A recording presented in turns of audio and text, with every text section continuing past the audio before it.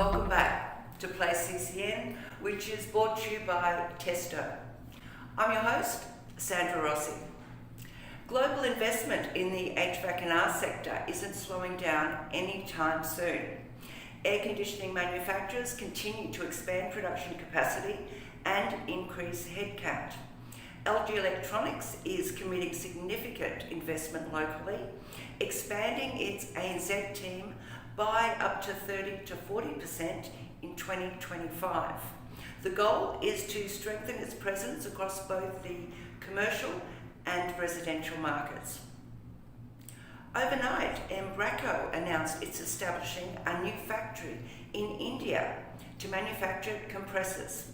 Embraco will produce compressors for residential and commercial refrigeration alongside electronic components.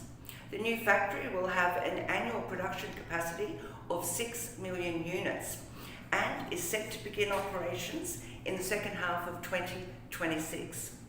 Embraco said it is investing more than $120 million in the factory, which will create up to 1,000 jobs locally.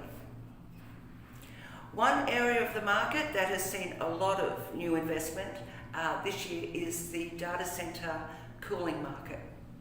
Just this week, Green Revolution Cooling, which is a provider of single-phase immersion cooling for data centers, has secured funding from Samsung Ventures. Now, Samsung Ventures is the investment arm of the Samsung Group.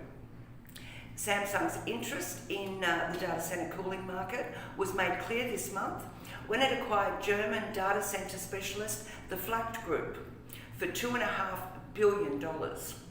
Green Revolution Cooling's technology simplifies the cooling process by eliminating the need for chillers, air handlers and other data center infrastructure. Well, that's it for our headlines this week, which were brought to you by Testo. Thank you for watching.